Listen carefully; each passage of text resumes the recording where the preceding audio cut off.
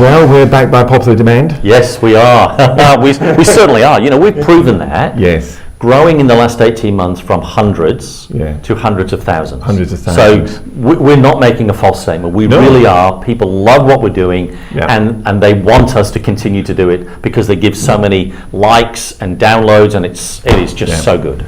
Now, on the last show, we talked about the great blockage. Now, we got a lot of feedback on that, a lot of questions, and we did promise we would break it down a little bit. Absolutely. And you said, okay, let's do a show about fear. But a different slant on fear. So I'll let you introduce this a little bit as we break this down. Yeah, so what I want to do, carrying on this theme, is fear is important for you to understand. It works to help you make the right decisions. So let me illustrate it this way. You're in a plane and you have a parachute on. You want to know that that parachute has been packed properly.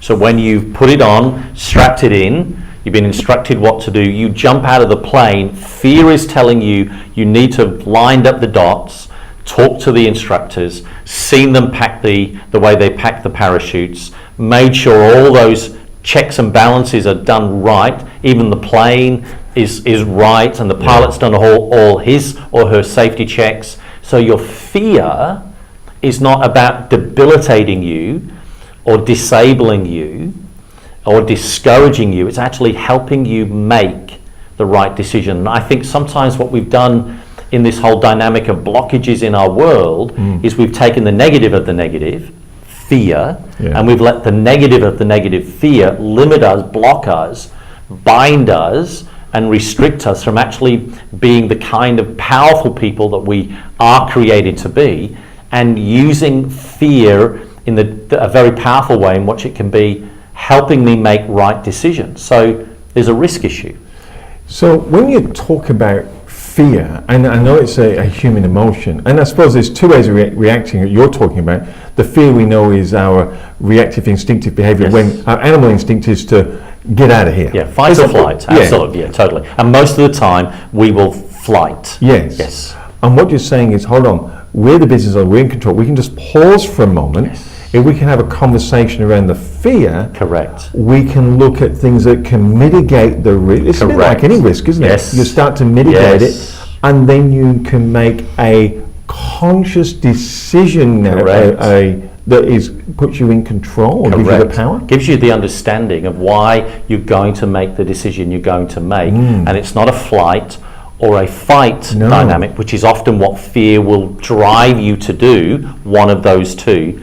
What I want to do is help you form great decisions. So another way to do this is about risk mitigation and having a risk or a fear chart. If we're going to do this, what are the fear signals that are actually going to clearly go off engaging in this process? And insurance companies will tell you now there is no longer a 100-year exception. The 100-year exception is happening today. If you do not have that answered, you actually haven't done your due diligence as a leader, owner, operator in the dynamic of the fear, doing this decision, what it's going to happen to me if I don't understand all the dynamics of what's going on. And that's what I want to help you as a business owner. Change the way what fear has been doing to you, because it's blocked, limited, restricted your effectiveness. Is this like when you talk about like risk mitigation, and we hear about they'll put the risk up or the fear up, and then they'll say, okay, so if it happened, would this be a major catastrophe? Or would it just be a blip in the road? That's right. And then, you know, and what's then they measure the chance of it happening. That's right. And so when you're wrestling with the fears that you know are in and around your business, you're actually stopping, like Mike said just a minute ago, and stepping back and doing a lot more reflective thinking about what's going on with how you're going to lead your business forward. So what we've let it do to us, this is why it's part of this show, The Great Blockage, and what's going on inside of you is you've let fear drive poor decision making, poor leadership, poor influence, and so you wonder why do some of my staff behave the way they do? I'm leading out of fear, fight or flight. I'm influencing decisions out of fear, fight or flight. they're copying me because I am leading and influencing them, and they're mirroring that, and that goes all the way through. And you wonder why sometimes you're struggling with profitability, but sometimes productivity doesn't seem to be as sharp. There's a dynamic, a great blockage that's going on inside of you called fear, fight or flight, and you've got to turn that around. And I want you to turn it around just like you would do if you jumped into a plane to jump out with a parachute on. You're analysing all the dynamics of what that's about, and you know when you jump out, at a certain point, the will tell you, open it. I now open the chute.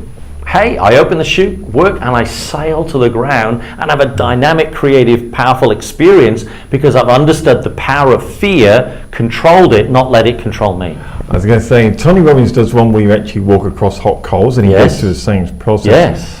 And I find that with coaches, and he does that as an analogy. He says, look, if I can coach you to get over the fear of walking over hot coals, a good coach in the room, when he allows you to reflect off him and have it reflected back, you can actually overcome this. So what might have looked like hot coals and I'm 100% going to get burnt feet, you actually don't. No, you don't. And you get to the other side and go, and the upside is the enormous gratification, but it must also give another boost to the person's confidence. Because you change the fight or flight principle as being your default setting for how you are going to deal with fears that seem to come at you, rushing at you. So you're standing in front of the fire pit.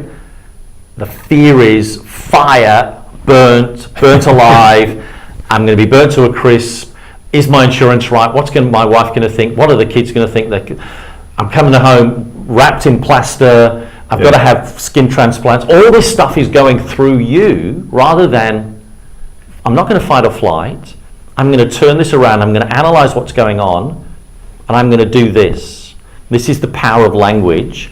I'm going to walk across there by faith, which is really interesting. And the power of understanding the risks. You're jumping out of the plane then by faith. Everything will work. Pull it.